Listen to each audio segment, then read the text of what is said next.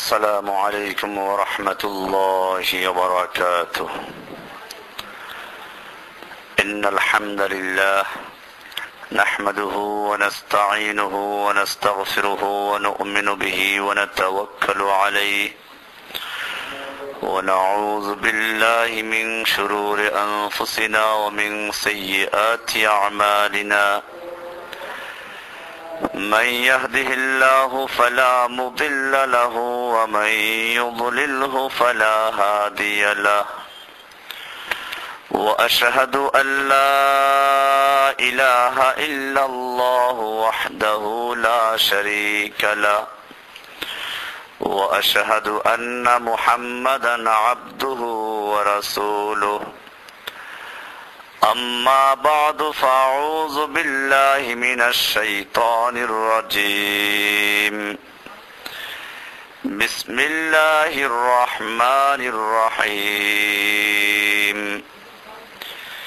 شهر رمضان الذي أنزل فيه القرآن هدى للناس وبينات من الهدى والفرقان.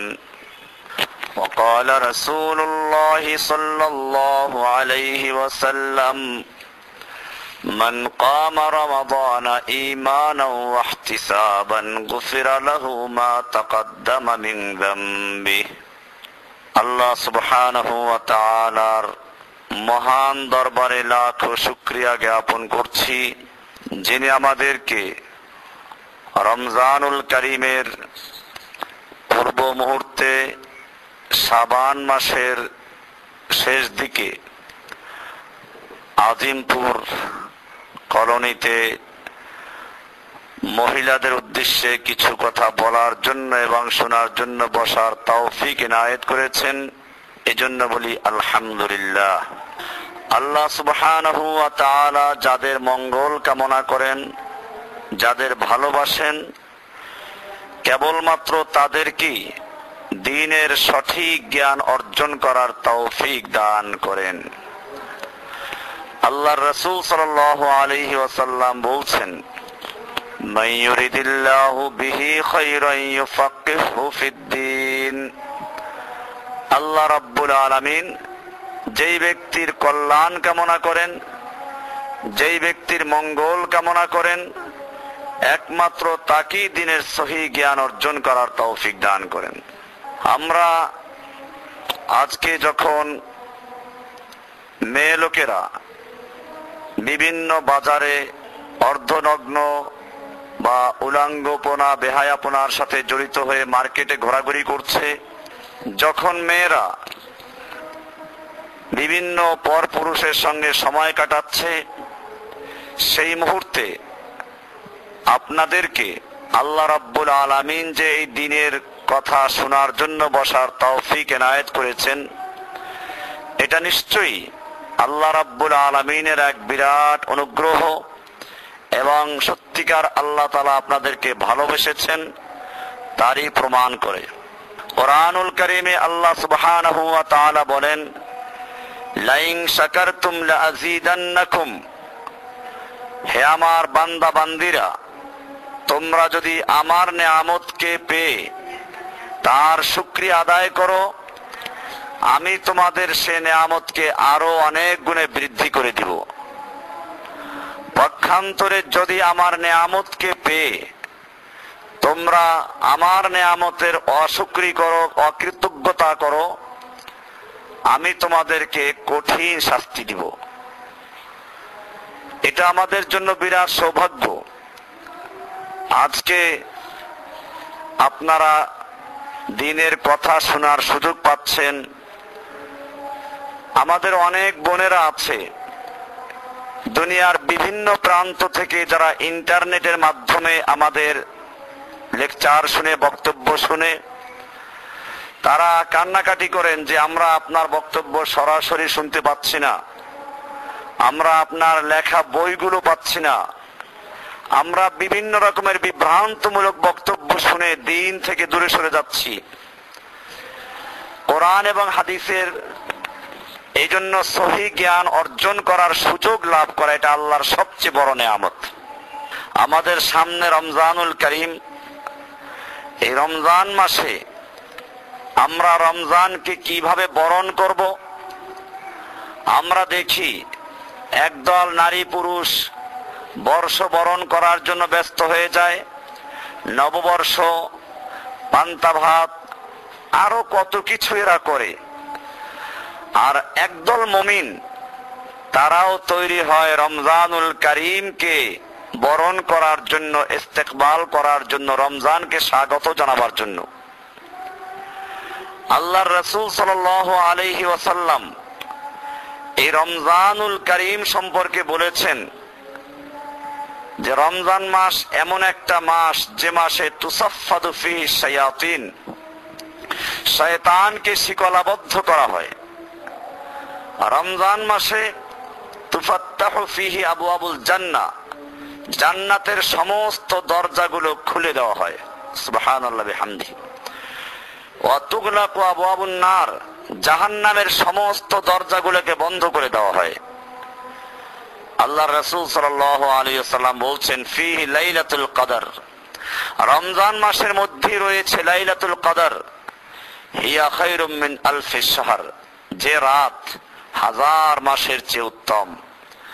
মান হুরিমা খায়রাহা ফাকাদ হুরিমাল খায়র কুল্লাহ, যে ব্যক্তি রমজানের এই লাইলাতুল কদরের বরকত থেকে বঞ্চিত হলো, মর্যাদা লাভ করা থেকে বঞ্চিত হলো, সেজন্য সমস্ত মঙ্গলময় জিনিস থেকে বঞ্চিত হলো।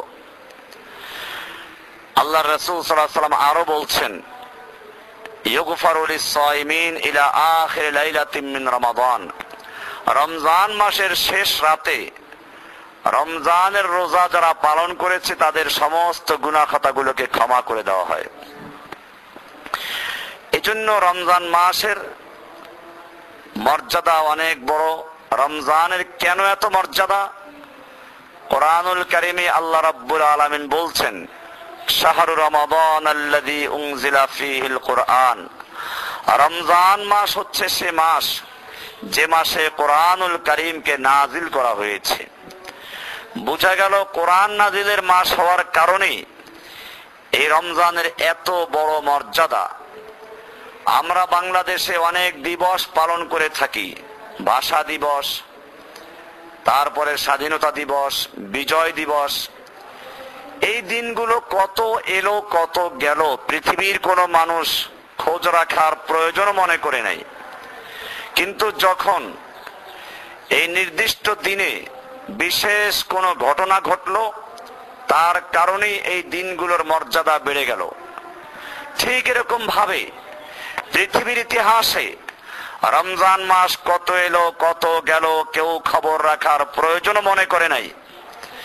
কিন্তু রমজান মাসে একটা মেহমানকে আল্লাহ রাব্বুল আলামিন দুনিয়ার বুকে পাঠিয়েছেন। ওই মেহমানের আগমনের কারণে রমজান মাসের মর্যাদা বৃদ্ধি পেল। সেই মেহমান হচ্ছে আল কোরআন। আল্লাহ সুবহানাহু ওয়া তাআলা বলেন শাহরু রমাদান আল্লাযী উনজিলা ফীহিল কুরআনু, রমজান মাস হচ্ছে সে মাস যেই মাসে কোরআনুল কারীমকে নাজিল করা হয়েছে।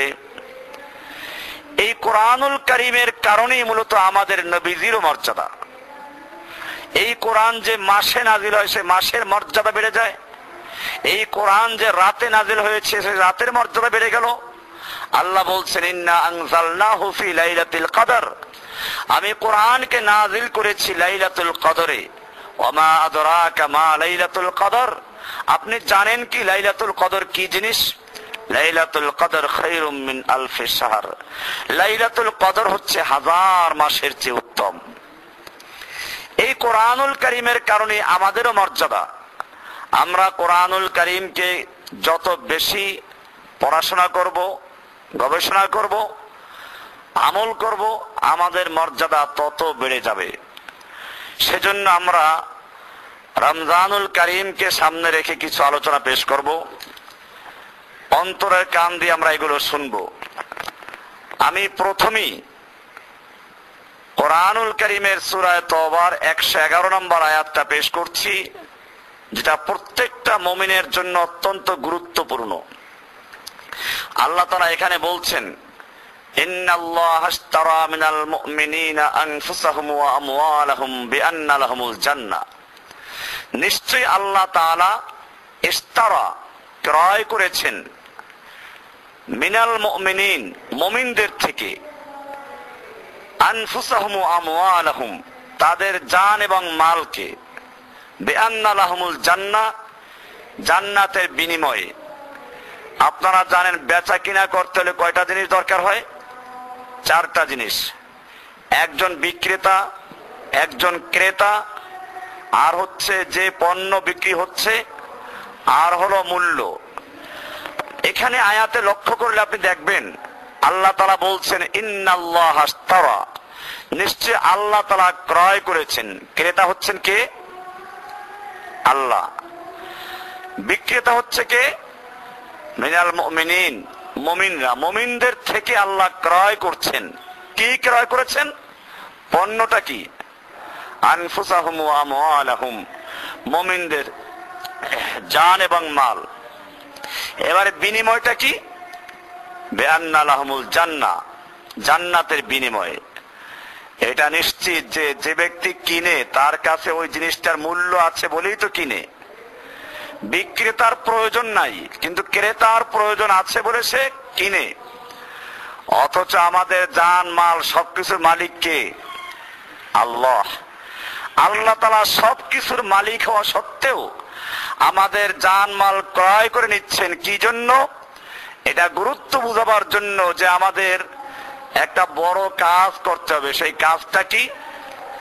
আজকে আমাদের মনে রাখতে হবে, এই আয়াত সকলেই পড়ে। আল্লাহ তাআলা মুমিনদের জান এবং মাল ক্রয় করেছেন জান্নাতের বিনিময়ে। এই পর্যন্ত সকলেই পড়ে। এই পর্যন্ত পড়ার পরে আর সামনে বাড়ে না।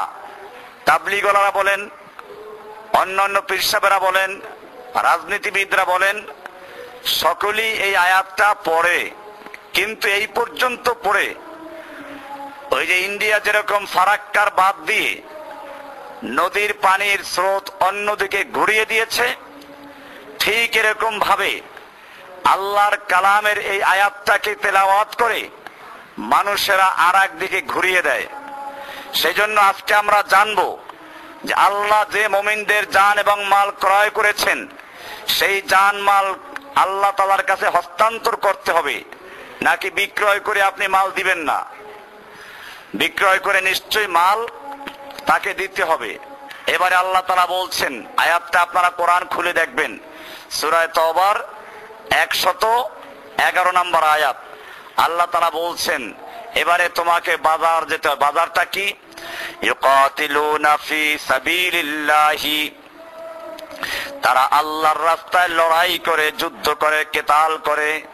ইউকাতিলুনা, যুদ্ধ করে। বুঝা গেল আল্লাহর রাস্তায় যারা জানমাল বিক্রয় করে দিয়েছে তাদের সেই জানমাল হস্তান্তর করার জন্য বাজার হচ্ছে কোথায়? যুদ্ধের ময়দান। ইউকাতিলুনা ফি সাবিলিল্লাহি ফায়াকতুলুনা ওয়া ইউকতালুন, তারা মারে এবং মরে। ফায়াকতুলুন, তারা মারে, কতল করে, হত্যা করে। ওয়া ইউকতালুন, আবার কখনো তারা নিজেরা নিহত হয়ে যায়। এইরকম যারা আল্লাহর কাছে জীবনকে এবং মালকে বিক্রয় করে দিয়েছেন, আল্লাহ বলছেন তাদেরকে আল্লাহ জান্নাত দিবেন। ওয়াদান আলাইহি হাক্কান ফিত তাওরাতি ওয়াল ইনজিলি ওয়াল কুরআন, এই ওয়াদা আল্লাহর পক্ষ থেকে তাওরাতে, ইনজিলে এবং কোরআনে রয়েছে, সত্য ওয়াদা। আমরা যেমন জমি কিনতে গেলে তালাশ করি দলিল ঠিক আছে কিনা, বাংলাদেশ আমলের দলিল, তারপরে পাকিস্তান আমলের পর্চা ঠিক আছে কিনা, ব্রিটিশ আমলের পর্চা আছে কিনা, কি যেন বলে SA, RS, CS, এই সমস্ত পর্চাগুলো আমরা দেখি। ঠিক আল্লাহ রাব্বুল আলামিনও আমাদেরকে জানিয়ে দিলেন যে আল্লাহ তাআলা মুমিনদের জানমাল জান্নাতের বিনিময়ে ক্রয় করেছেন। আল্লাহ তাআলা জান্নাত দিবেন, এই সত্য ওয়াদা রয়েছে তাওরাতে, সত্য ওয়াদা রয়েছে ইনজিলে, এই সত্য ওয়াদা রয়েছে কোরআনে। তার মানে ব্রিটিশ আমলের দলিল, পাকিস্তান আমলের দলিল, এরকম বাংলাদেশ আমলের সব পর্চা ঠিক আছে, মানে তাওরাতে আছে, ইনজিলে আছে, কোরআনে আছে। ইনজিল হচ্ছে আমাদের নবীর আগেরটা, ঈসা আলাইহিস সালামের উপরে যে কিতাব নাযিল হয়েছিল, আর তাওরাত হচ্ছে তারও আগে মুসা আলাইহিস সালামের প্রতি যে কিতাব নাযিল হয়েছিল। আল্লাহ বলছেন এই তোমাদের জন্য ওয়াদা রয়েছে তাওরাতে, এই ওয়াদা রয়েছে ইনজিলে, এই ওয়াদা রয়েছে কোরআনে। আমরা কি আল্লাহর সে ওয়াদা বিশ্বাস করি না? আল্লাহ আমাদের জান মাল ক্রয় করে নিয়েছেন কিসের বিনিময়ে? জান্নাতের বিনিময়ে। আল্লাহু আকবার। আমরা সকলেই আল্লাহর কাছে জানমাল বিক্রি করার জন্য তৈরি আছি কিনা? মনে করতে পারেন আল্লাহ ওয়াদা পূরণ করেন কিনা, ঠকলাম কিনা। জমি কিনতে গেলে তিনটা জিনিস দেখতে হয়। একটা হচ্ছে জমির দলিল ঠিক আছে কিনা, 2 নাম্বার হচ্ছে জমির দখল আছে কিনা, 3 নাম্বার হচ্ছে মালিক ঠিক আছে কিনা। এখানে আল্লাহ তাআলা বলছেন অসুবিধা নাই, মালিক ঠিক আছে। আল্লাহ বলছেন ওমান আওফা বিআহদিহি মিনাল্লাহ, ওমান আওফা বিআহদিহি মিনাল্লাহ। আল্লাহর চেয়ে আর বেশি ওয়াদা পূরণকারী কে আছো? আল্লাহর চেয়ে অধিক বেশি ওয়াদা পূরণ করার মতো কে আছে? তার মানে আল্লাহ ওয়াদা পূরণ করবেন। এরপরে আল্লাহ বলছেন ফাস্তাবশিরু বিবাইইকুমুল্লাযী বায়াতুম বিহি, সুতরাং তোমরা আনন্দিত হও, খুশি হও ওই বেচা কেনার মাধ্যমে যে বেচা কিনা তোমরা করেছো আল্লাহর সঙ্গে। কার সঙ্গে? আল্লাহর সঙ্গে তোমরা যে বেচা কিনা করেছো। আল্লাহ বলছেন ওয়াযালিকা হুয়াল ফাউজুল আযীম, এটাই হচ্ছে মহান সফলতা, বড় কামিয়াবি। এটা যদি করা যায়। এবারে মাল কেবল বিক্রি করলেই তো হবে না। আল্লাহ কি পচা মাল কিনবেন? আল্লাহ তাআলা যে মাল কিনবেন সেই মালের কিছু কোয়ালিটি আছে। আমরা যারা আল্লাহর কাছে নিজের জান মাল বিক্রয় করতে চাই, আজকে আলোচনা তাদের জন্য যে কি কি কোয়ালিটি অর্জন করতে হবে, কি কোয়ালিটি অর্জন করলে তারপরে আল্লাহ কিনবেন। আপনি যেমন পচা মাছ, পচা চাল, পচা ডাল, নষ্ট তেল, পেঁয়াজ রসুন তরি তরকারি আপনি ক্রয় করেন না, ঠিক এরকম ভাবে আল্লাহ সুবহানাহু ওয়া তাআলাও যে জীবনের মধ্যে, যার জানের মধ্যে শিরিক আছে, বেদাত আছে, কুসংস্কার আছে, এইগুলো ক্রয় করবেন না। সেই জন্য আজকে আপনাদের সামনে আমি মালের কোয়ালিটি, আমাদের কি কোয়ালিটি, কি গুণ অর্জন করতে হবে, সেই গুণগুলো এক এক করে আলোচনা করব। এটাই আজকে আলোচ্য বিষয়, আমরা যাতে রমজানের জন্য সেই প্রস্তুতি গ্রহণ করতে পারি।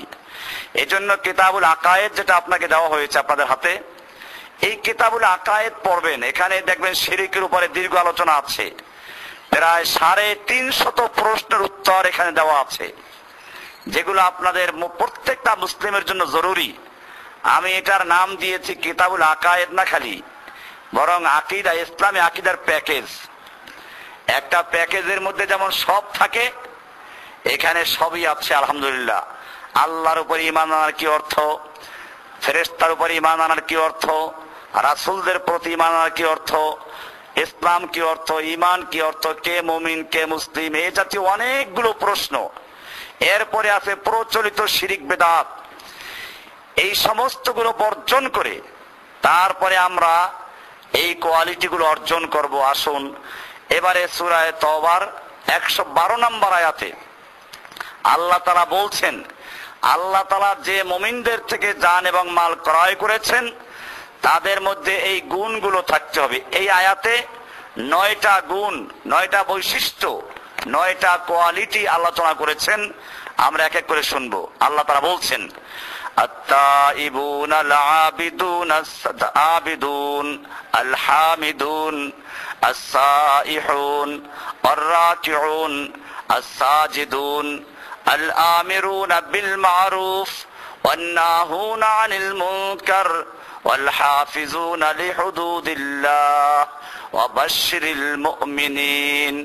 আল্লাহ রাব্বুল আলামিন বলেন, আল্লাহ তাআলা যে সমস্ত মুমিনদের থেকে জান এবং মালকে ক্রয় করেছেন সেই মুমিনদের মধ্যে এই সমস্ত বৈশিষ্ট্য, এই গুণাবলী থাকতে হবে। আত-তাইবুন, 1 নাম্বার হলো তারা হবে বারবার তওবাকারী, জীবনে যদি গুনাহ হয়ে যায় আবার সঙ্গে সঙ্গে তওবা করে ফিরে আসবে। তওবা মানে কি? তওবা মানে হচ্ছে ফিরে আসা। আপনার সন্তান যেরকম পালিয়ে যায় আবার ফিরে আসে, ভয় পায় আব্বা আম্মা মার দেয় কিনা, তখন আব্বা আম্মা বলে না না ফিরে আসো, আমি তো তোমার মা, আমি তোমার আব্বু, ফিরে আসো। ঠিক আল্লাহ রাব্বুল আলামিনও তার বান্দাকে ডাকেন, যত অন্যায় করো গুনাহ করো ফিরে আসো, আমি তোমাকে ক্ষমা করে দিব। এই জন্য যারা আল্লাহর কাছে তওবা করে আল্লাহ তাআলা তাদের তওবা কবুল করেন, তাদেরকে পছন্দ করেন, তাদের জানমাল ক্রয় করেন। এই জন্য শুরুতেই বলা হয়েছে আত-তাইবুন, যারা বারবার আল্লাহর কাছে তওবা করে। জীবনের সারা জীবনটা চলে গেছে অন্যায় করতে করতে, গুনাহ করতে করতে। আল্লাহ বলেন ভয় পেও না, আমি তোমার রব। ওয়াকালা রাব্বুকুম উদউনি আস্তাজিব লাকুম, তোমাদের রবের পক্ষ থেকে এলান শুনো, ঘোষণা শুনে নাও। উদউনি আস্তাজিব লাকুম, আমাকে ডাক দাও, আমি তোমার ডাকে সাড়া দিব। আমাকে ডাক দাও, আমি তোমার ডাকে সাড়া দিব, আমি তোমার ডাক কবুল করব। উদউনি আস্তাজিব লাকুম। আল্লাহ তাআলা আরো অনেক জায়গায় বলেছেন। আমার দেশে সমস্যা হচ্ছে মানুষ কোরআন পড়ে না, পীর সাহেবদের বক্তব্য শুনে, কিছু বক্তাদের বক্তৃতা শুনে, আর তারা বই লিখে দেয় যে বান্দা অসংখ্য গুনাহ করার কারণে আল্লাহ মাফ করতে চান না। পীর অনুনয় বিনয় করে আল্লাহর কাছে দোয়া করে, তারপরে আল্লাহ মাফ করেন। নাউজুবিল্লাহ মিন যালিক।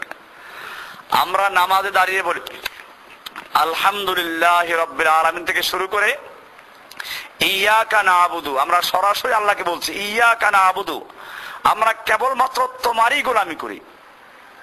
এখানে কোনো ভায়া নাই, কোনো মাধ্যম নাই, আল্লাহকে সরাসরি বলতে হবে। এগুলো পীরদের বানানো কথা যে বান্দা অসংখ্য গুনাহ করলে আল্লাহ মাফ করতে চাহেন না। পীরের কাছে বললে, পীর অনুনয় বিনয় করে আল্লাহর কাছে বললে তারপরে আল্লাহ মাফ করেন, এগুলো মিথ্যা কথা। আসুন কোরআনকে আমরা জিজ্ঞেস করি, কোরআন কি বলে। কোরআনে আল্লাহ তাআলা বলছেন ওয়াইযা সালাকা ইবাদি আন্নী ফাইন্নী করিব, হে নবী আপনাকে যদি আমার বান্দারা আমার সম্পর্কে জিজ্ঞেস করে আমি কত দূরে আছি, আমি কি করি, আল্লাহ বলছেন ফাইন্নী করিব, আমি তো বান্দার কাছেই আছি, আমি বান্দার কাছি। উজিবু দাওয়াতাদ দাঈ ইযা দাআনি, আমি বান্দার ডাকে সাড়া দেই যখন সে আমাকে ডাক দেয়, যখন ডাক দেয় আমি তখনই সাড়া দেই। আর এক আয়াতে আল্লাহ বলছেন কুল ইয়া ইবাদিয়াল্লাযীনা আসরাফু আলা আনফুসিহিম, হে নবী আপনি আমার ওই সমস্ত বান্দাদেরকে জানিয়ে দিন যারা নিজের উপরে জুলুম করেছে, অত্যাচার করেছে, পাপ করেছে, গুনাহ করেছে। আপনি ওদেরকে বলুন লা তাকনাতু মির রাহমাতিল্লাহ, বান্দা তোমরা আল্লাহর রহমত থেকে নৈরাশ হইও না, আল্লাহর রহমত থেকে নৈরাশ হইও না। আল্লাহর রহমতের থেকে নৈরাশ হওয়া হারাম। আমরা আল্লাহর কাছে আশাও রাখবো, ভয়ও রাখবো, ভয়ও রাখবো, আশাও রাখবো। ভয় রাখবে যে না যেন আল্লাহ আমাকে কোনো গুনাহের কারণে জাহান্নামে শাস্তি দিয়ে দেন। আশা রাখবো এই যে আল্লাহ তো দয়ালু, আল্লাহ নিজেই বলেছেন অন্যায় করলে তওবা করো। তওবা মানে হচ্ছে আল্লাহর কাছে ফিরে আসা, অতীতের অন্যায়ের জন্য আল্লাহর কাছে ক্ষমা প্রার্থনা করা, লজ্জিত হওয়া, ভবিষ্যতে না করার জন্য অঙ্গীকার করা, এটার নাম হচ্ছে তওবা। তওবা মানে খালি মুখে আস্তাগফিরুল্লাহ পড়ার নাম নয়। এজন্য মনে রাখতে হবে এরকম তওবা করার পরে আবার যদি গুনাহ হয়ে যায় আবারও আমরা আল্লাহর কাছে তওবা করব, গুনার থেকে ক্ষমা চাবো। এরকম যদি 70 বারও একটা গুনাহ করে ফেলে একদিনে, আল্লাহ তাআলা বলেন আমি তাকেও কবুল করব যদি সে খালেস দিলে তওবা করে। আল্লাহ বলছেন কুল ইয়া ইবাদিয়াল্লাযীনা আসরাফু আলা আনফুসিহিম লা তাকনাতু মির রাহমাতিল্লাহ, তোমরা আল্লাহর রহমত থেকে নৈরাশ হইও না, নৈরাশ হওয়া যাবে না। ইন্নাল্লাহা ইয়াগফিরুয যুনুবা জামিআ, নিশ্চয় আল্লাহ তাআলা তোমার জীবনের সমস্ত গুনাহ ক্ষমা করে দিবেন। এজন্য আল্লাহর কাছে তওবা করতে হবে। আল্লাহ তাআলা সরাসরি শুনেন এই বিশ্বাস রাখতে হবে।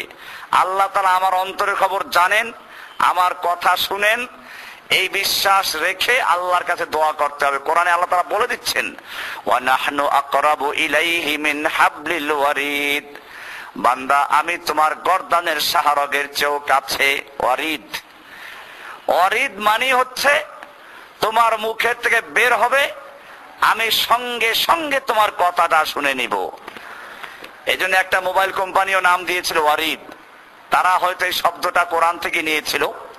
তারা বুঝতে পেরেছিল ওয়ারিদ মানে হচ্ছে যে এক মুখ থেকে বের হবে, সঙ্গে সঙ্গে কানে পৌঁছে যাবে, এটার নাম হচ্ছে ওয়ারিদ।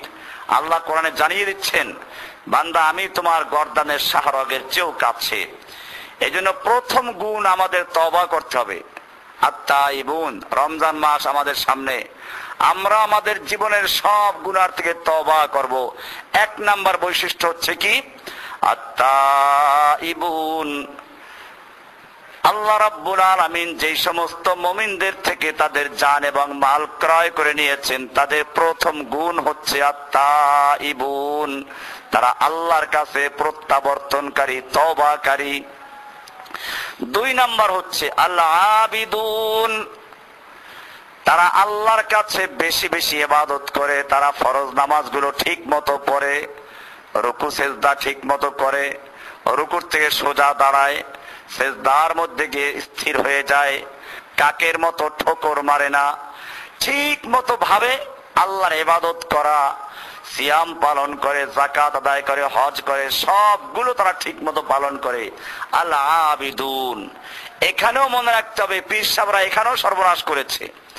আমাদের দেশের এক শ্রেণীর সুফিবাদ, পীরবাদ, এরা যারা বিশ্বাস করে, এরা দেখবেন অনেক গল্প করে যে আধ্যাত্মিকতার শীর্ষ মাকামে গেলে নামাজ, রোজা, ইবাদত কিছুই লাগে না। নাউযুবিল্লাহ মিন যালিক। তারা কিন্তু কোরআন দিয়ে দলিল দিবে আপনাকে।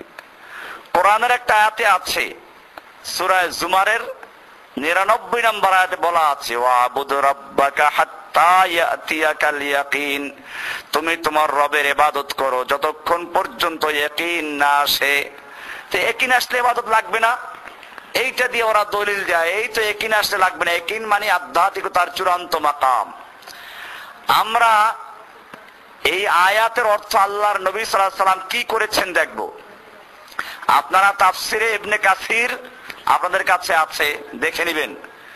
সূরা জুমার 99 নম্বর আয়াত, আল্লাহর নবী ব্যাখ্যা করেছেন এই আয়াতের অর্থ ওই পীর সাহেব যা করে, সুফিরা ভণ্ডরা যা করে তা নয়।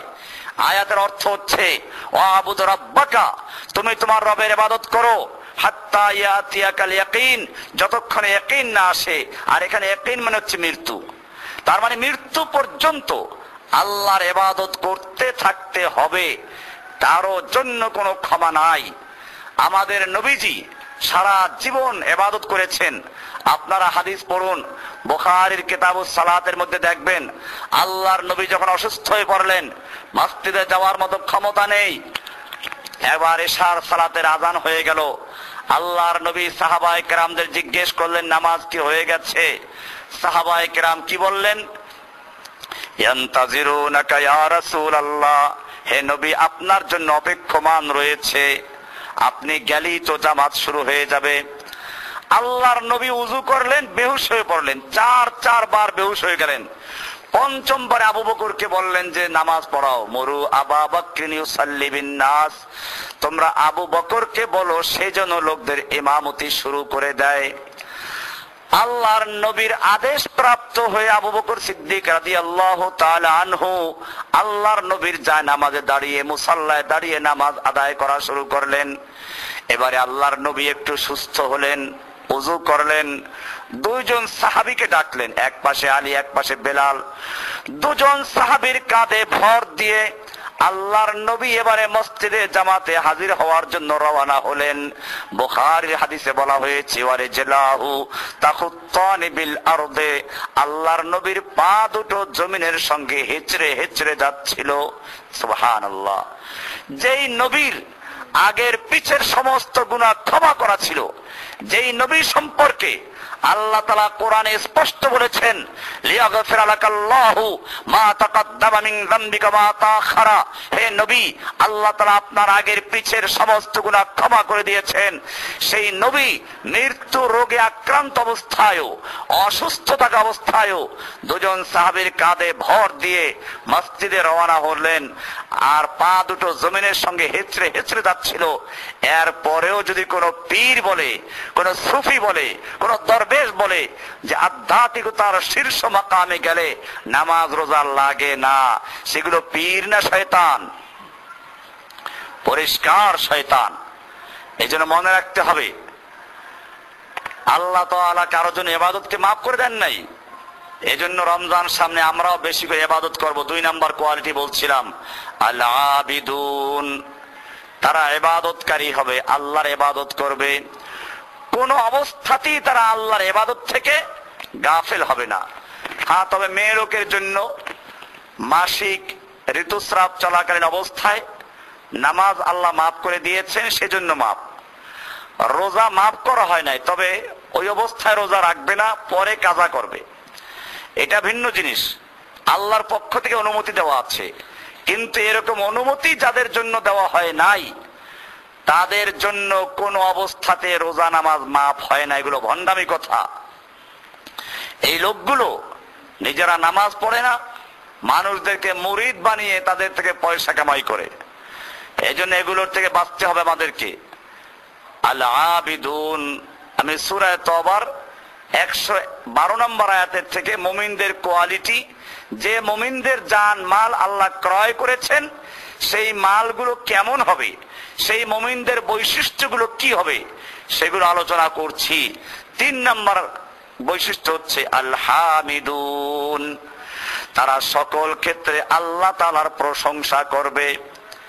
আল্লাহ রাব্বুল আলামিন যখন সুখের মুহূর্ত দান করবেন, কোন নিয়ামত দান করবেন, তারা বলবে আলহামদুলিল্লাহ, মাশাআল্লাহ। ভালো খবর শুনলে বলবে মাশাআল্লাহ, তাবারাকাল্লাহ। কেউ কিছু দান করলে বলবে জাযাকাল্লাহ, আল্লাহ তোমাকে উত্তম বিনিময় দান করুক। ভবিষ্যতের কোন কাজের অঙ্গীকার করলে বলবে ইনশাআল্লাহ। অতীতে কোন নিয়ামতের কাজ পেলে বলবে আলহামদুলিল্লাহ। সর্বক্ষেত্রে তারা আল্লাহর হামদ, আল্লাহর প্রশংসা পেশ করবে। এটা 3 নম্বর গেল। 4 নম্বর আস-সাইহুন। সাইহুন শব্দটার অর্থ হচ্ছে সিয়াহা, অর্থাৎ যারা আল্লাহর রাস্তায় সব সময় দিন রাত আল্লাহর দিনের দাওয়াত পেশ করে, যুদ্ধ করে, লড়াই করে, জিহাদ করে, তাদেরকে বলা হয় আস-সাইহুন। সাইহুন শব্দের মূল অর্থ হচ্ছে সাঁতার কাটা। সূরা মুজাম্মিলে আপনারা দেখবেন, ওখানে আছে আল্লাহ তাআলা নবীকে বলছেন, ইয়া আইয়ুহাল মুজাম্মিল কুমিল লাইলা ইল্লা কালিলা। হে মুজাম্মিল, আপনি রাতের বেলায় জাগরণ করুন, আবার আপনি কিছুক্ষণ ঘুমান। ওইটার পর্যায়ে এক পর্যায়ে গিয়ে আল্লাহ বলছেন, ইন্না লাকা ফিন-নাহারি সাবহান তাবিলা, নিশ্চয় আপনাকে দিনের বেলায় লম্বা সাঁতার কাটতে হবে। কি করতে হবে? লম্বা সাঁতার কাটতে হবে। সাঁতার কাটা কেন বলা হলো? আপনারা জানেন, নদীতে যখন নৌকা ডুবে যায়, তখন যাত্রীরা মুক্তি পাওয়ার জন্য, জীবন বাঁচাবার জন্য সাঁতার কাটে। সাঁতার কাটতে গেলে বিরামহীন ভাবে হাত পা সঞ্চালন করতে হবে, একটু ছেড়ে দিলে ডুবে যাবে। ঠিক তেমনি ভাবে আল্লাহ রাব্বুল আলামিন আমাদের নবীজিকে বলছেন, ইন্না লাকা ফিন-নাহারি সাবহান তাবিলা, সূরা মুজাম্মিলের আয়াত। হে নবী, আপনাকে দিনের বেলায় দীর্ঘ সাঁতার কাটতে হবে। এই সাঁতার মানে নদী না, এই সাঁতার মানে হচ্ছে দিনের দাওয়াতের কাজ করতে গিয়ে, দিনের জন্য, আল্লাহর জমিনে আল্লাহর দিন প্রতিষ্ঠার জন্য আপনাকে লড়াই করতে হবে, যুদ্ধ করতে হবে বিরামহীন ভাবে। একটু বিরাম দেওয়া যাবে না, বিরতি নেওয়া যাবে না। ঠিক আমাদের জন্য মনে রাখতে হবে, আমাদেরকেও দিনের কাজ চালিয়ে যেতে হবে। এই যে আপনারা মাঝে মধ্যে বসবেন আর বাকি সময় ভুলে যাবেন, তা হবে না। এখান থেকে যা শিখবেন ওটাকে সবার কাছে পৌঁছাতে হবে। সব সময় ঘরে বসে ছেলে মেয়েদেরকে, বাহিরে গেলে বন্ধু বান্ধবদেরকে, স্বামীকে, এরকম সকলকে সব সময় দিনের দাওয়াত পেশ করা, এটা হলো 4 নাম্বার কোয়ালিটি। as-সাইহুন, তারা সাঁতার কাটে। তার মানে সাঁতার কাটে অর্থ এই না যে সুইমিং পুলে গিয়ে সাঁতার কাটে, নদীতে সাঁতার কাটে। এই সাঁতার কাটা বলা হচ্ছে স্থায়ীভাবে, বিরামহীন ভাবে সারাক্ষণ তারা আল্লাহর দিনের দাওয়াত প্রচার করে নিজেদেরকে আল্লাহর দায়ী হিসাবে তৈরি করেছে। এটা আমাদের কাজ করতে হবে। 4 নাম্বার গেল। 5 নাম্বার কোয়ালিটি আর-রাকিউন, তারা সব সময় মতো আল্লাহর কাছে রুকু করবে। কোন অবস্থাতেই রুকু, আল্লাহর জন্য যে রুকু করা ফরজ নামাজের মধ্যে, এটা বাদ দেবে না। এরপরে 6 নাম্বার হচ্ছে সাজিদুন, তারা সেজদা করবে। তার মানে নামাজ, রোজা, সেজদা এগুলো ঠিক মতো করবে। এরপরে বলা হচ্ছে আল আমিরুনা বিল মারুফ। 7 নাম্বার হলো আল আমিরুনা বিল মারুফ, তারা সৎ কাজের আদেশ করবে। আদেশ করতে হলে পাওয়ার থাকতে হয়, এই জন্য ঐক্যবদ্ধ হতে হবে, শক্তি অর্জন করতে হবে। অন্যায় কাজের থেকে বাধা প্রদান এবং সৎ কাজের আদেশ জারি করতে হবে, অনুরোধ না খালি। এজন্য বলা হয়েছে আল আমিরুনা বিল মারুফ, তারা সৎ কাজের আদেশ জারি করে, ওয়ান্নাহুনা আনিল মুনকার, অসৎ কাজ থেকে তারা নিষেধ করে, বাধা প্রদান করে। 8টা হলো। 9 নম্বরে বলছেন ওয়াল হাফিজুনা লিহুদুদিল্লাহ, তারা হাফিজুন, সংরক্ষণকারী, লিহুদুদিল্লাহ, আল্লাহর সীমানা, আল্লাহর আইনের সীমানা, আল্লাহর বিধানের সীমানা তারা সংরক্ষণ করে। তারা কোনো ক্ষেত্রে, ব্যক্তিগত জীবনে, সামাজিক জীবনে, রাষ্ট্রীয় জীবনে, কোনো ক্ষেত্রে তারা আল্লাহর আইনের সীমানা লঙ্ঘন করে না। ব্যক্তিগত জীবনে আল্লাহ পর্দার হুকুম দিয়েছেন, তারা সে পর্দার বিধানকে মেনে চলে। পর পুরুষের সঙ্গে সুন্দর আওয়াজে কথা বলে না। আমি মা বোনদেরকে অনুরোধ করবো, আপনারা কিতাবুত তাওহীদ যারা নিয়েছেন, এই কিতাবুত তাওহীদের শেষে দেখবেন মেয়ে লোকদের সম্পর্কে লেখা আছে, নরম আওয়াজে পর পুরুষের সঙ্গে কথা বলা নিষেধ, এরকম ভাবে বেপর্দা হওয়া নিষেধ। এগুলো আল্লাহর আইন। এমনি ভাবে আদালতে, ব্যাংকে, সকল ক্ষেত্রে আল্লাহর আইন সংরক্ষণ করতে হবে। আমরা তো মুসলমান, মসজিদে গেলে পুরুষরা আল্লাহর হুকুম মানে, মেয়ে লোকেরা হয়তো নামাজ যারা পড়ে নামাজের সময় মানে। দেখা যায় বেশিরভাগ, আপনাদের কথা বলছি না, বেশিরভাগ এরপরে মার্কেটে চলে যায়, কিভাবে সৌন্দর্য প্রকাশ করা যায় সে কাজ করে। এরপরে দেখবেন ছেলেদের সঙ্গে পার্কে বসে গল্প করছে। এরকম ভাবে ভালোবাসা। আজকে একজন মহিলা আমাকে প্রশ্ন করেছিল যে বিবাহ উত্তর ভালোবাসা করা জায়েজ কিনা। আমি বললাম যেটা শয়তানি। ভালোবাসা করা জায়েজ না, বরং জরুরি বিয়ের পরে, বিয়ের আগে না। বিয়ের আগে কোনো ভালোবাসা নাই। হ্যাঁ, বিয়ে করার জন্য প্রস্তাব হওয়ার পরে যদি প্রয়োজন হয় দেখার, এটা অনুমতি আছে। কিন্তু বিয়ের আগে এই যে ছেলে মেয়েরা একসাথে গল্প করে, চলাফেরা করে, মা বাপ তাদের সুযোগ দিয়ে দেয়। জেনে রাখবেন, হাদিসে আল্লাহর রাসূল সাল্লাল্লাহু আলাইহি ওয়াসাল্লাম বলেছেন, চোখের জেনা, হাতের জেনা, কানের জেনা, নাকের জেনা, এগুলো সত্য। চোখের জেনা হচ্ছে চোখ দিয়ে দেখা। আল্লাহ যেটা দেখতে নিষেধ করেছেন মেয়ে লোকদের জন্য, পুরুষ জন্য মেয়ে লোককে আল্লাহ বলছেন আকুল্লিল মুমিনিনা ইয়াগুদ্দু মিন আবসারিহিম। এটা আপনি দেখবেন ওই যে কিতাবুত তাওহীদ যেটা আছে আপনাদের হাতে, ওটার শেষের দিকে আয়াতগুলো দেওয়া আছে। মুমিন পুরুষদেরকে আল্লাহ বলছেন চক্ষু নিচু রাখার জন্য, আবার মুমিন মেয়ে লোকদেরকে বলেছেন চক্ষু নিচু রাখার জন্য। এখন তারা চক্ষু নিচু রাখলো না। আল্লাহর রাসূল সাল্লাল্লাহু আলাইহি ওয়াসাল্লাম বলেছেন চোখ হচ্ছে শয়তানের একটা বিষাক্ত তীর। এই চোখের মাধ্যমে একজনকে দেখে, এরপরে ভালোবাসা তৈরি হয়। তো চোখের মাধ্যমে দেখলে চোখের জেনা হলো।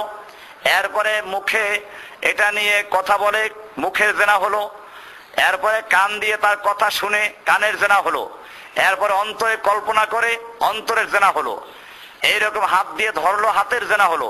পা দিয়ে তার দিকে গেল, পায়ের জেনা হলো।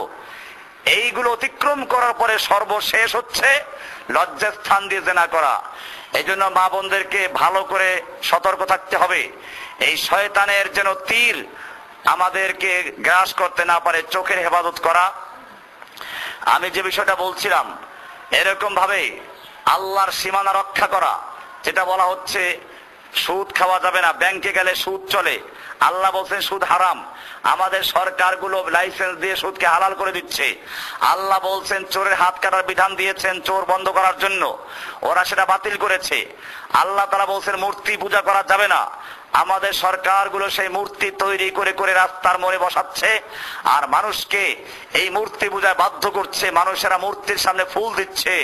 এবং সেই 21শে ফেব্রুয়ারি সে সময় বাচ্চাদেরকে নিয়ে স্কুলের সামনে যে শহীদ মিনার নামে মূর্তি, তার সামনে নীরবে দাঁড় করাচ্ছে, এরপরে মূর্তি পূজা করাচ্ছে, ফুল দেওয়াচ্ছে।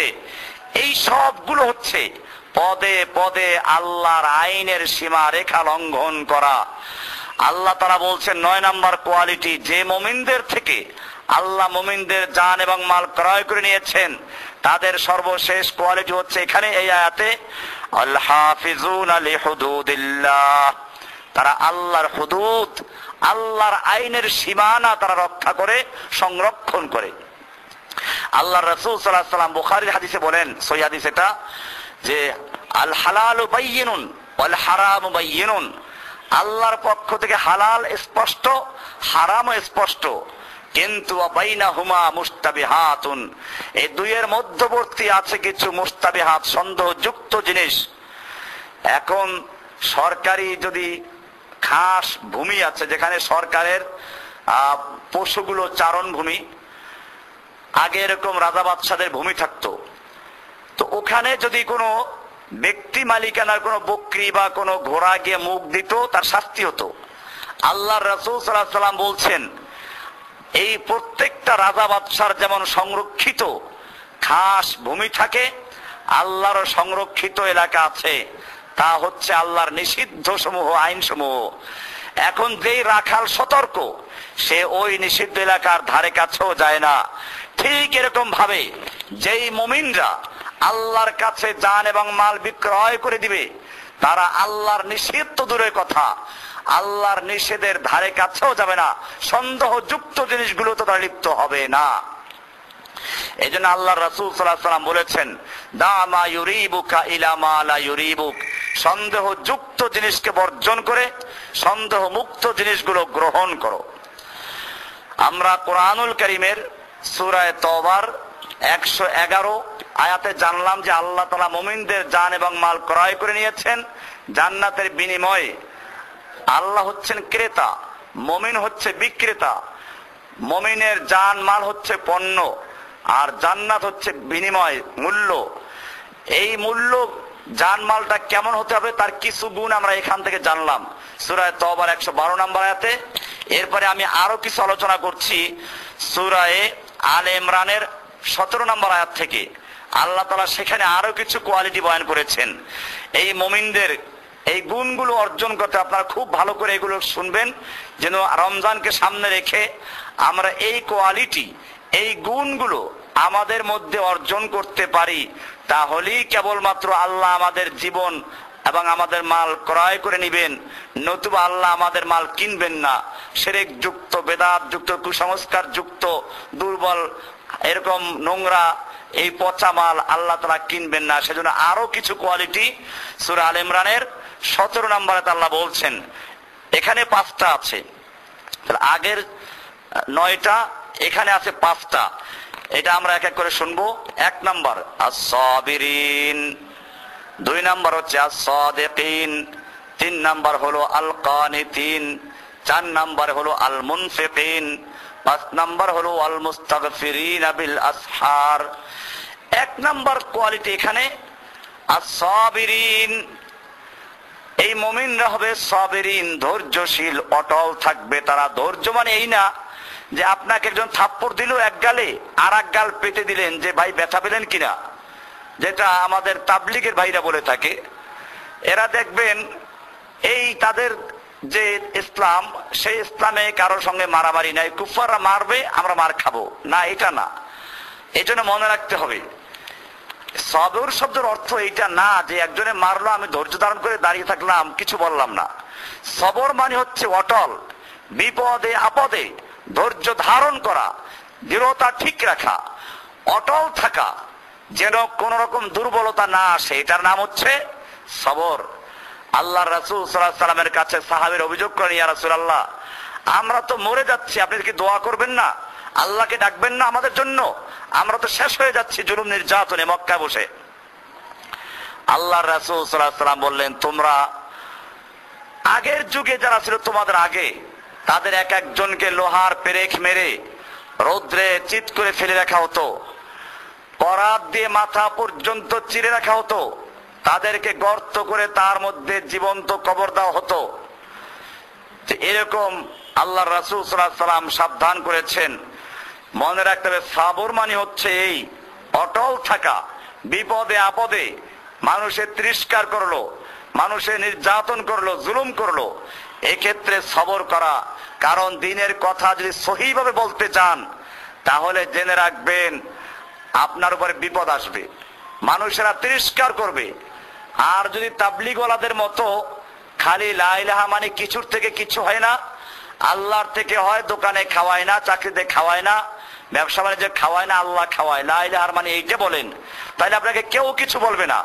কিন্তু লা ইলাহার মানে এটা নয়। লা ইলাহা ইল্লাল্লাহর মানে হচ্ছে লা ইলাহা, কোন ইলাহ নাই, কোন মাবুদ নাই, কারণ আনুগত্য করা যাবে না, কোন বিধানদাতা নেই, কোন সার্বভৌম ক্ষমতার মালিক নেই, ইল্লাল্লাহ, এক আল্লাহ ছাড়া। এই ঘোষণা যদি আপনি করেন, লা ইলাহার এই মানে যদি বলেন, জেনে রাখবেন আল্লাহর নবী মুহাম্মদ সাল্লাল্লাহু আলাইহি সাল্লামকে যেভাবে গালিগালাজ করা হয়েছে, নির্যাতন করা হয়েছে, হত্যা করার চক্রান্ত করা হয়েছে, আপনিও যদি লা ইলাহা ইল্লাল্লাহর ঠিক মতো সেই অর্থ প্রকাশ করেন, লা ইলাহা, কোন ইলাহ নেই, কোন সার্বভৌম ক্ষমতার মালিক নেই, কোন গণতন্ত্র মানি না, সমাজতন্ত্র মানি না, রাজতন্ত্র মানি না, জনগণ ক্ষমতার মালিক মানি না, এমপিরা ক্ষমতার মালিক মানি না, এমপিদের আইন মানি না, মানুষের তৈরি করা কোন বিধান মানি না, ইল্লাল্লাহ, এক আল্লাহ ছাড়া। তাহলে কি এখনো এই সমাজে আমাদেরকে পাথর মারবে না? পাথর মারবে, গালি দিবে, আমাদেরকে হত্যা করার চক্রান্ত করবে। সেজন্য মনে রাখতে হবে বিপদ আসবে। এজন্য আল্লাহ তাআলা বলছেন আস-সাবিরিন, সবর করতে হবে, অটল থাকতে হবে, বিপদ আপদে ধৈর্য ধারণ করতে হবে, ঈমান থেকে সরে যাওয়া যাবে না। এরপরে বলা হয়েছে আস-সাদিকিন, সত্যবাদী হবে। আস-সাদিকিন, তারা সত্য কথা বলবে, মিথ্যা কথা বলবে না। সবর মানে আরেকটা কথা বলে নেই, সবেরিনটা ওই যে এক শিক্ষক তার কাছে একটা সাপ আসলো, তো সাপ এসে বলল যে পীর সাহেবের কাছে, পীর সাহেবদের কাজ কি? মানুষের জেহাদি স্প্রিয়া নষ্ট করে দেওয়া। তো পীর সাহেব বলল সাপকে, দেখো তুমি তো সাপ, তোমাকে আমি মুরিদ বানাবো না, তোমরা মানুষকে দংশন করো, অন্যায়ভাবে কাটো। তো সাপ বলল যে না, আমি ওয়াদা করছি আপনার সঙ্গে, আমি কোনো মানুষকে দংশন করব না। পীর সাহেব বলল ঠিক আছে, তোমাকে মুরিদ বানাইলাম, কাউকে দংশন করবো না, যাও জিকির আজগার করো, সবক বাতাই দিল। ওই সাপ জঙ্গলে গিয়ে পীরের বাতলানো সবক আদায় করতে লাগলো। এরপরে ধান পাকা হয়ে গেল, ধান খেতে ছিল, কৃষক ধান কাটতে কাটতে রাত্র হয়ে গেল। রাতের বেলায় কৃষক রশি পাবে কোথায় ধান আটি বাঁধার জন্য? ওই সাপটাকে রশি মনে করে আটি বাঁধলো। সাপ মনে মনে বলে, দেখো আমি পীর সাহেবের কাছে অঙ্গীকার করেছি আমি কাউকে কাটবো না, নতুবা আমি কেমন রশি এটা তুমি ঠিক পাইতা। তো যাই হোক, কৃষক আটি বাঁধে নিয়ে গেল বাড়িতে, তারপরে খুলে রশিটা ফেলে দিল। সাপ ঘাড় মোড়াতে মোড়াতে চলে গেল পীর সাহেবের বাড়িতে। আবার বলে, হুজুর আপনার কথা মেনে আমার তো ঘাড় ভাঙ্গা শেষ। পীর সাহেব বলল, ব্যাপার কি, কেমন ভাবে জিকির করেছো? কেউ তো এ পর্যন্ত অভিযোগ করে নাই। কয়ে না, ওইটা না, আপনি যে বলেছেন কাউকে দংশন করা যাবে না, আমি সেজন্য দংশন করি নাই। কৃষক আমাকে রশি মনে করে তারপরে ধানের আটি বেঁধে বাড়ি নিয়ে গেল, আমার মাজা ভেঙে ফেলেছে, ঘাড় ভেঙে ফেলেছে। পীর সাহেব বলল, আমি তোকে তো দংশন করতে নিষেধ করেছি, ফোঁস করতে নিষেধ করি নাই। তুই যদি ওই কৃষক যখন তোকে রশি মনে করে ধরলো, ওই সময় ফোঁস করতি, দেখতি কৃষক তিনটা লাফ দিয়ে একেবারে দিল্লি পার হয়ে আমেরিকার হোয়াইট হাউস ছেড়ে 36,000 ফুট উপরে গিয়ে বসে থাকতো। বুশ দেখেন নাই কেমন করেছিল?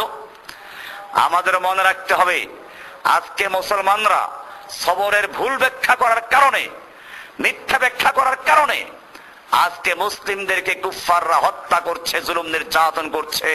বসনিয়াতে, চেচনিয়াতে মারলো, কাশ্মীরে মারলো, আফগানিস্তানে হত্যা করছে, ফিলিস্তিনে হত্যা করছে, ইরাকে হত্যা করছে। আর আমাদের মুসলমানরা ঠান্ডা ভাবে সব নির্যাতন সহ্য করে নিচ্ছে। এই জন্য মনে রাখতে হবে, আস-সাবিরিন মানে হচ্ছে অটল থাকা। এরপরে 2 নম্বরে আস-সাদিকিন, সত্যবাদী। কোন মুমিনরা মিথ্যা বলবে না, এটা মনে রাখতে হবে। আমাদের প্রত্যেকের এই গুণগুলো অর্জন করতে হবে। এখন আমি সূরা আলে ইমরানের 17 নম্বর আয়াত থেকে বলছি, আস-সাদিকিন, তারা সত্যবাদী হবে। মুনাফিকরা মিথ্যা কথা বলে। হাদিসে বলা আছে, আয়াতুল মুনাফিকে সালাসুন, মুনাফিকদের লক্ষণ 3টা। 1 নম্বর হচ্ছে যে তারা যখন কথা বলে, ইযা হাদ্দাসা কাযাবা, কথা বললে মিথ্যা বলে। ওয়া ইযা ওয়াদা আখলাফা, ওয়াদা করলে খেলাফ করে। ওয়া ইযা তুমিনা খানা, আমানত রাখলে খেয়ানত করে। এজন্য আপনারাও, আমরা সবাই এই 2 নম্বর যেটা বলা হলো আস-সাদিকিন, এটা অর্জন করব। 3 নম্বর আল কানিতিন, কানিতিন মানে হচ্ছে অল্প তুষ্ট, কেবল চাই, আরো চাই। হাদিসে বলা আছে, লা ইয়ামলাউ জাওফ ইবনে আদম ইল্লা তুরাব, বনি আদমের পেট কবরের মাটি ছাড়া কোনো জিনিস পূরণ করতে পারবে না। দুনিয়াতে যত সম্পদ অর্জন করবে, আরো সে চাই, আরো চাই, আরো চাই। এজন্য মুমিনদের একটা সিফাত হচ্ছে আল কানিতিন, তারা অল্পতে তুষ্ট থাকে, আল্লাহ তাআলা যা দিয়েছেন তার জন্য শুকরিয়া আদায় করে। মাল উপার্জন করা নাজায়েজ না, তবে মনে রাখতে হবে এই উপার্জন করতে গিয়ে, যেমন নৌকা পানিবিহীন চলতে পারে না, কিন্তু পানি যদি নৌকার ভিতরে ঢুকে তাহলে এই পানি নৌকা ডুবার কারণ হয়ে যায়। ঠিক তেমনি ভাবে দুনিয়ায় চলতে হলে আমাদেরকে দুনিয়ার সম্পত্তির প্রয়োজন আছে, মালের প্রয়োজন আছে, কিন্তু সেই মাল আমাদের অন্তরে স্থান দেওয়া যাবে না, মালের মোহাব্বত তৈরি করা যাবে না। এজন্য আল্লাহ বলছেন আল কানিতিন। 4 নম্বর হচ্ছে ওয়াল মুনফিকিন, তারা ইনফাক করে, আল্লাহর রাস্তায় ব্যয় করে। আল্লাহর রাস্তায় ব্যয় করতে হবে, এই যে দ্বীনি কাজে ব্যয় করা সবচেয়ে জরুরি কাজ। আপনারা এই যে কিতাবুল আকায়েদ হাতে পেয়েছেন, আপনারা সূচি পড়লে হয়তো বুঝতে পেরেছেন, মানব জীবনের ইসলামের জন্য যে আকীদাগুলো জানা দরকার, কত জিনিস এখানে লেখা হয়েছে। এখানে কোনো কিসসা কাহিনী নাই, কোনো পীরের কাহিনী না, পীরের গল্প না, সম্পূর্ণ কোরআন এবং হাদিসের দলিল দিয়ে তারপরে লেখা হয়েছে। এই কিতাবটা ছাপাতে গিয়ে আমাদের 2 লক্ষ টাকার উপরে খরচ হয়েছে। 2000 কপি, 2 লক্ষ টাকার উপরে। এক কপি যদি 100 করে ধরেন, তাতেও 2 লক্ষ টাকা। তাহলে আমরা এটা খরচ আমাদের পড়েছে। বাদাইটা দেখেছেন কি মজবুত বাদাই, কাগজগুলো ভালো, ছাপাগুলো ভালো। এটা আপনারা পারেন এই জিনিসগুলোকে একজনে 100 কপি বা 500 কপি এটার ছাপার খরচ দিতে পারেন, তাহলে আমরা বিলি করতে পারি হাদিয়া দিয়ে মানুষকে। তো এগুলো আল্লাহর রাস্তায় ব্যয় করা অন্তর্ভুক্ত। এরকম ভাবে জীবন থাকতে সাদকা জারিয়ার কাজ করা যাওয়া। আর সাদকা জারিয়ার সবচেয়ে ভালো কাজ হচ্ছে দ্বীনি ইলম প্রচারে অংশগ্রহণ করা। আপনারা এই যে দাওয়াতের কাজ করছেন, এটাও সাদকা জারিয়া। আপনি দাওয়াত দিচ্ছেন একজনকে, সে দাওয়াত দিবে আরেকজনকে, একজনকে একটা দাওয়াত দিয়ে অথবা একটা সহিহ কিতাব দিয়ে আপনি তাকে উপকার করলেন। এই জন্য আপনারা পরস্পরে হাদিয়া দিবেন, উপহার দিবেন এই কিতাবগুলো। আর কিতাবগুলো দেওয়ার সাথে সাথে আপনি দাওয়াত দিয়ে দিবেন এই কিতাবে কি কি আছে। আমি যেমন এখানে এসে আপনাদেরকে বলেছি আপনারা সূচিটা পড়ে নেন। কেন? এই সূচিটা পড়ার মানে হচ্ছে কিতাবটা পড়ার জন্য উদ্বুদ্ধ করা, কি আছে তা উপলব্ধি করা। আপনিও এরকম ভাবে যাকে দিবেন তাকে এই সূচিটা পড়তে বলবেন বা নিজে পড়ে শোনাবেন, তাকে তার ভিতরে জানার আগ্রহ তৈরি করবেন। সে বুঝবে যে আমি অনেক কিছু জানি না প্রশ্নগুলো পড়লে, তারপরেই সে পড়তে উদ্বুদ্ধ হবে। এইভাবে আপনি যদি একজনকে দাওয়াত দান করেন, আপনার মাধ্যমে সারা জীবনে যদি একটা লোক হেদায়েত প্রাপ্ত হয়, আল্লাহর রাসূল সাল্লাল্লাহু আলাইহি ওয়াসাল্লাম সহিহ হাদিসে বলেন, লা ইয়াহদিয়াল্লাহু বিকা রাজুলান, তোমার মাধ্যমে আল্লাহ তাআলা যদি একজন মানুষকে হেদায়েত দান করেন, খায়রুল লাকা মিন হুমুরিন নাম, সেটা তোমার জন্য আরবের সবচেয়ে মূল্যবান সম্পদ ছিল লাল উট। আল্লাহর রাসূল বলেন তার চেয়ে উত্তম। কাজে আপনারা মনে রাখবেন, যদি আপনার মাধ্যমে একটা মেয়ে লোক, একটা মা, একটা বোন আল্লাহর দ্বীনের পথে চলে আসে, ইসলামের পথে চলে আসে, তাহলে সে সারা জীবন যে আমল করবে তার একটা অংশ আপনার আমল নামে পৌঁছতে থাকবে। আবার সে যাকে দাওয়াত দিবে, সেখান থেকে কিয়ামত পর্যন্ত আপনার মাধ্যমে যে হেদায়েত পেল, তার মাধ্যমে যে হেদায়েত পেল, তার মাধ্যমে যে হেদায়েত পেল, সে তার সন্তানদেরকে, ভাইদেরকে, স্বামীকে, যাদেরকে দাওয়াত দিবে, এই সবগুলোর সওয়াবের আমল আপনার আমল নামে পৌঁছতে থাকবে, যেটা আপনি দাওয়াত দিয়েছেন। এই জন্য মনে রাখতে হবে, এই দ্বীনি কাজে আপনারা জান মাল ব্যয় করবেন, সময় ব্যয় করবেন, অর্থ ব্যয় করবেন, কিতাব কিনে হাদিয়া দিবেন। আরো যদি কারো সচ্ছলতা থাকে তাদেরকে বলবেন যে এরকম কিতাব ছাপানো হচ্ছে না, আমাদের আরো কিছু কিতাব লেখা আছে, অর্থের অভাবে কিতাবগুলো ছাপানো হচ্ছে না। তো এই জন্য আপনারা এই মুনফিকিন, এটা 4 নাম্বার কোয়ালিটি। মুনফিক মানে হচ্ছে আল্লাহর রাস্তায় যারা ব্যয় করে, অর্থ সম্পদ ব্যয় করে, আল্লাহর দেওয়া অর্থ, আল্লাহর দেওয়া সম্পদ যারা ব্যয় করে। এরপরে 5 নাম্বার কোয়ালিটি আল্লাহ বলছেন, ওয়াল মুস্তাগফিরিনা বিল আসহার, মুস্তাগফিরিন ইস্তিগফার করে, তওবা করে, ক্ষমা চায়, বিল আসহার ভোর রাতে উঠে, গভীর রজনীতে। আল্লাহ রাব্বুল আলামিন প্রত্যেক রাতের শেষ অংশে প্রথম আসমানে অবতীর্ণ হন আর ডাকেন, আলা মিন মুস্তাগফিরিন ফাগফির আল্লাহ, আছো কোন ব্যক্তি যে আল্লাহর কাছে ক্ষমা চাবে, আমি তাকে ক্ষমা করে দিব। আলা মিন মুস্তারজিকিন ফারজুক আলাহ, আছো কোন ব্যক্তি আমার কাছে রিজিকের জন্য আবেদন করবে, আমি তার রিজিকের ফয়সালা করে দিব। আলা মিন মুবতালান ফাউআফিয়াহু, আছো কোন বিপদগ্রস্ত ব্যক্তি আমার কাছে বিপদে পড়ে প্রার্থনা করবে, রোগ মুক্তির জন্য আবেদন করবে, আমি তার রোগের মুক্তি দান করব। রোগের থেকে মুক্তি দেওয়ার মালিক কে? রিজিক দেওয়ার মালিক কে? এরকম বিপদ থেকে উদ্ধার করার মালিক কে? আল্লাহ। আল্লাহর কাছে চাইতে হবে। এজন্য এই সূরা আলে ইমরানের 17 নম্বর আয়াতের সর্বশেষ বক্তব্য হচ্ছে, ওয়াল মুস্তাগফিরিনা বিল আসহার, আল্লাহর কাছে গভীর রজনীতে, ভোর রাত্রে, শেষ রাত্রে উঠে আল্লাহর কাছে ক্ষমা চায়, ইস্তিগফার করে। এইখানে বলা হয়েছে 5টা, আগের 9টা। এই সূরা আলে ইমরানের 17 নম্বর আয়াতে 5টা, মোট হলো 14টা। এরপরে সূরায়ে আল মুমিনুন, এইখানে আছে আরো কয়েকটা গুণ। এখানে আল্লাহ তাআলা বলছেন, কাদ আফলাহাল মুমিনুন, নিশ্চয় সফল হয়েছে ওই মুমিনরা। আপনি যে এই গুণগুলো অর্জন করতে পারেন, এবারে আল্লাহ তাআলা আপনাকে সার্টিফাই করছেন, কাদ আফলাহাল মুমিনুন, নিশ্চয় সফল হয়েছে ওই সকল মুমিনরা, আল্লাযীনা হুম ফি সালাতিহিম খাশিউন। এক হচ্ছে রমজান মাসে রোজা রাখা, এটা তো জরুরি। তবে মেয়ে লোকদের যদি ওজর থাকে, সেক্ষেত্রে আল্লাহ সুযোগ দিয়েছেন তারা অন্য সময় রাখবে।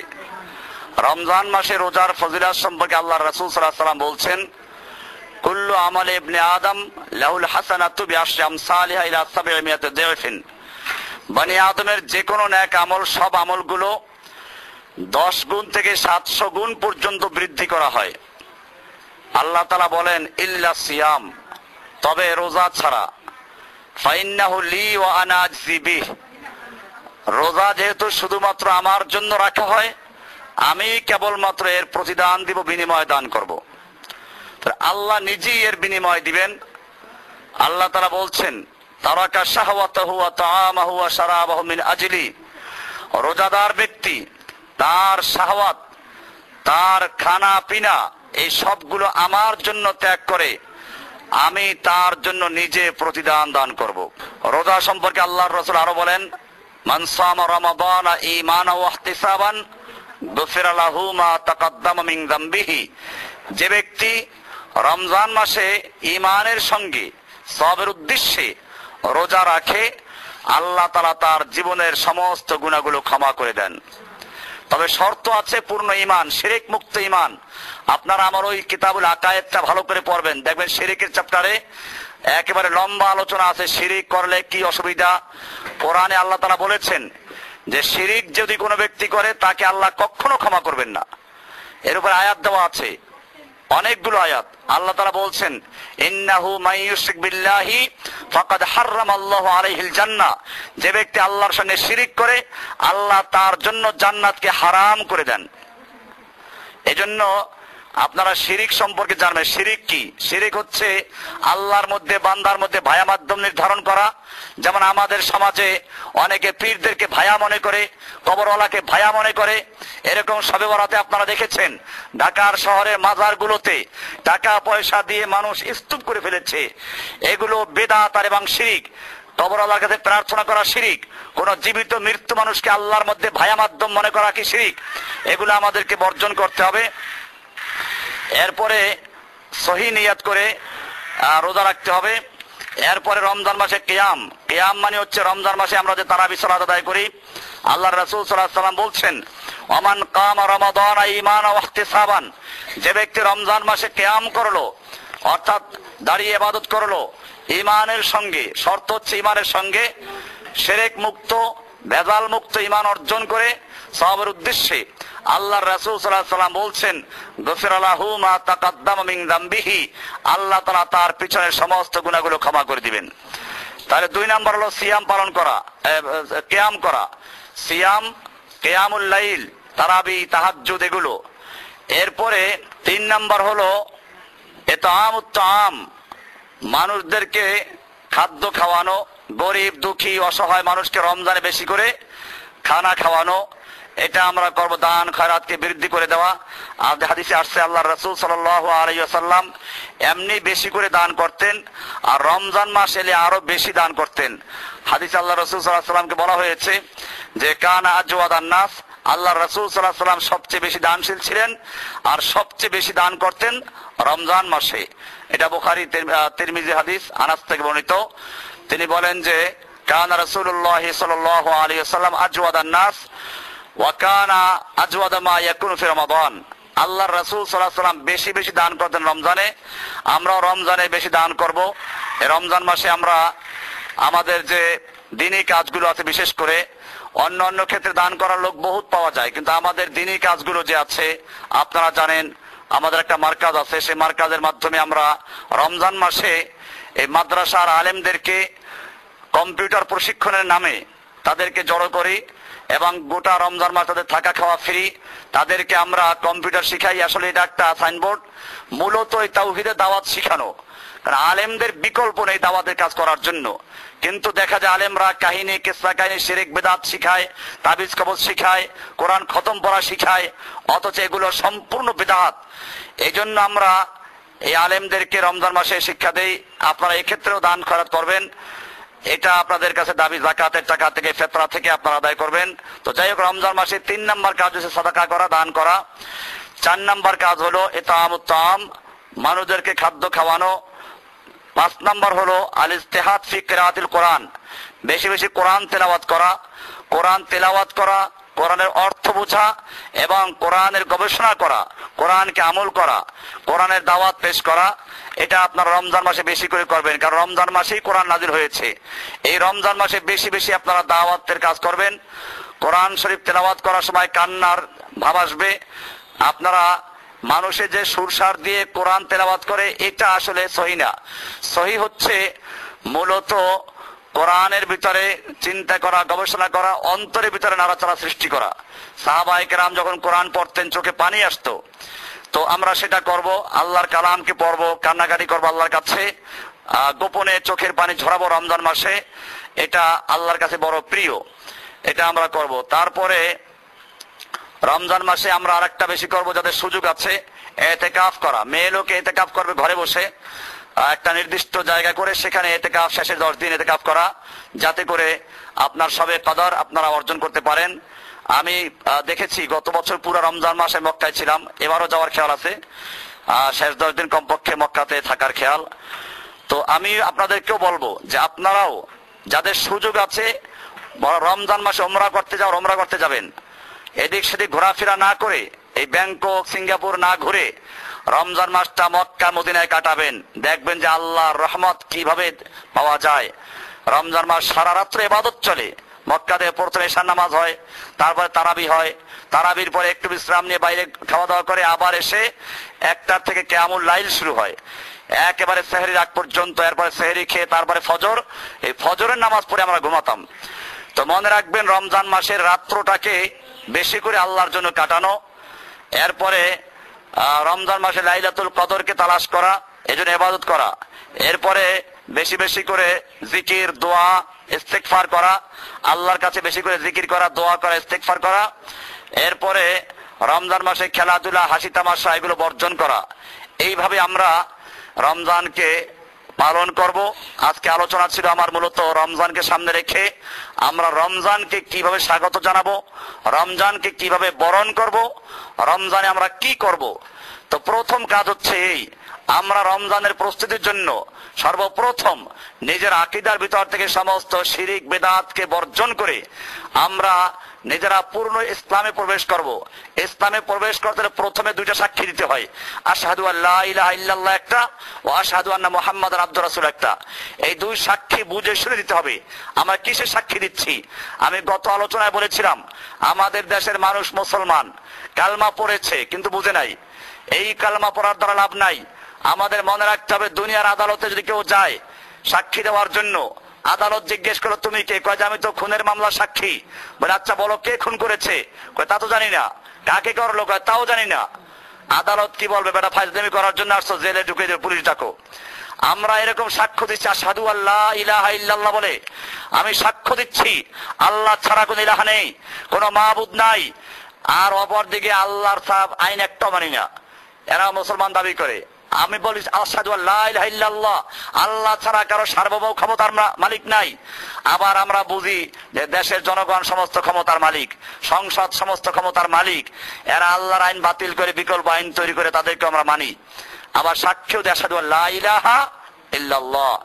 এই জন্য মনে রাখতে হবে আশহাদু আল্লা ইলাহা ইল্লাল্লাহর মানে হচ্ছে আল্লাহ ছাড়া কারো বিধান মানি না, আল্লাহ ছাড়া কারো হুকুম মানবো না, আল্লাহ ছাড়া কারো আনুগত্য করবো না, আল্লাহ ছাড়া কাউকে আলিমুল গায়েব মানবো না, আল্লাহ ছাড়া কাউকে ভাগ্যের পরিবর্তনকারী মানবো না, আল্লাহ ছাড়া কাউকে রিজিকদাতা মানবো না, খাদ্যদাতা মানবো না, আল্লাহ ছাড়া কাউকে ভালো মন্দের মালিক মানবো না, সবকিছুর মালিককে। এইটা হচ্ছে আশহাদু আল্লা ইলাহা ইল্লাল্লাহ। আর এর বিকল্প করলে তার নাম শিরিক। তাওহীদের বিপরীত কি? তাওহীদের বিপরীত কি? শিরিক। আমরা তাওহীদ গ্রহণ করব, শিরিক বর্জন করব। এই জন্য আমি বারবার বলছি আপনাদেরকে শিরিকের চ্যাপ্টার খুব ভালো করে পড়বেন, কিতাবুল আকায়েদটা নেবেন। যারা যদি কম হয়ে থাকে আমরা পৌঁছে দিব, অসুবিধা নেই। অনেক কিতাব আছে, প্রায় 2000 কিতাব আমার বাসায় আছে, রাখার জায়গা নাই। আপনারা ভালো করে পড়লে বুঝবেন যে বইটার কত মূল্য। বাজারে আলহামদুলিল্লাহ এরকম কোন বই আপনারা পাবেন না যে বইতে ইসলামী আকীদার একটা প্যাকেজ পুরো বিষয়গুলোকে তুলে ধরা হয়েছে। হ্যাঁ, তো এই জন্য আপনারা এটা পড়বেন, শিরক থেকে বাঁচা। 2 নাম্বার বললাম কি? বেদাত থেকে বাঁচবেন। বেদাত মানে হচ্ছে ইসলামের নামে, ইবাদতের নামে নতুন তৈরি করা ইবাদত, তার নাম কি? বেদাত। বেদাত মানে কি? বেদাত মানে হচ্ছে সওয়াবের উদ্দেশ্যে নতুন যে তৈরি করা ইবাদত, এগুলো বেদাত। যেমন আমাদের দেশে মানুষ মরলে 3 দিন পরে খতম পড়ায়, মিলাদ পড়ায়, 40 করায়, এগুলো সব বেদাত। এরকম খতম পড়ায়, কোরআন শরীফ পড়ায়, মানুষ মরলেই ডাক দেয় হুজুরদেরকে। এটা জেনে রাখবেন, পয়সার বিনিময়ে মৃত্যু ব্যক্তির নামের জন্য তাসবিহ পড়া, তাহলিল পড়া, খতম পড়া সম্পূর্ণ হারাম, সম্পূর্ণ হারাম। এই যে ব্যক্তি পড়ে সেও হারাম কাজ করে, যে পড়ায় সেও হারাম কাজ করে। এই সমস্ত বেদাত গুলো করছে। শবে বরাতে আপনারা দেখেছেন, শবে বরাতে মানুষেরা হালুয়া তৈরি করেছে, রুটি খেয়েছে, গরু গোশত খেয়েছে, আলোকসজ্জা করেছে, এই যে কতগুলো। তারপরে কি কি নামাজ তৈরি করেছে, 12 রাকাত নামাজ পড়তে হয়, প্রত্যেক রাতে 3 বার কুল আল্লাহ পড়তে হয়। এরা আমরা হাদিস কোরআনে পাই নাই কোথাও, মানুষ তারা তৈরি করেছে। এই শবে বরাতে গোসল করতে হয়, এগুলো সম্পূর্ণ ভুয়া এবং মিথ্যা, জাল, এবং এগুলো সব তৈরি করা মানুষের। মানুষেরা এই শবে বরাতে কবরে দৌড়াইলো, মাজারে টাকা দিল, মাজারে গিয়ে প্রার্থনা করলো। এই সমস্ত শিরিক বেদাত গুলো থেকে আমাদেরকে বর্জন করতে হবে। এই জন্য দেখবেন ওই বইটাতে লেখা আছে আমাদের দেশে প্রচলিত শিরিক, দেখবেন ওই বইটার মধ্যে আছে প্রচলিত শিরিক বেদাত। এটাও পড়বেন, তাহলে আপনারা দেখবেন আপনার মধ্যে কি কি আছে, যেগুলো আছে ওগুলো বর্জন করবেন। এই জন্য ইবাদত কবুল হওয়ার জন্য প্রথম তাওহীদ, গ্রহণ করবেন, শিরিককে বর্জন করবেন। এরপরে ওয়াশহাদু আন্না মুহাম্মাদান আবদুর রাসূল, মানে মুহাম্মদ সাল্লাল্লাহু আলাইহি ওয়াসাল্লাম আদর্শ আমরা মানবো, তার তরিকা মানবো। তার তরিকার বিপরীত যেটা বিদআত, ওর নাম কি? সুন্নাতের বিপরীত কি? বিদআত। সুন্নাতের বিপরীত কি? তাওহীদের বিপরীত শিরক। আর সুন্নাতের বিপরীত বিদআত। এগুলো বর্জন করব, শিরক বিদআতকে বর্জন করব, তাওহীদ এবং সুন্নাহকে গ্রহণ করব। এবং এই জন্য আমরা আরো বেশি বেশি পড়াশোনা করব। আল্লাহ তাআলা আমাদের সকলকে রমজান মাসকে সামনে রেখে রমজানের প্রস্তুতি স্বরূপ সমস্ত শিরক বিদআতকে বর্জন করে তাওহীদ এবং সুন্নাহকে গ্রহণ করে কোরআন হাদিসের ইসলামকে অনুসরণ করে আমাদের প্রচলিত সব ধ্যান ধারণা এবং সমস্ত রসম রেওয়াজকে বর্জন করে কোরআন সুন্নাহ মোতাবেক আমাদেরকে সত্যিকার মুসলিম হওয়ার তৌফিক দান করুন, আমিন। ওয়া সাল্লাল্লাহু তাআলা আলা নবিয়িনা মুহাম্মদ ওয়া আলা আলিহি ওয়া আসহাবিহি আজমাইন। সুবহানাল্লাহি বিহামদিহি, সুবহানাকাল্লাহুম্মা ওয়া বিহামদিকা, আশহাদু আল্লা ইলাহা ইল্লা আনতা, আস্তাগফিরুকা ওয়া আতুবু ইলাইক।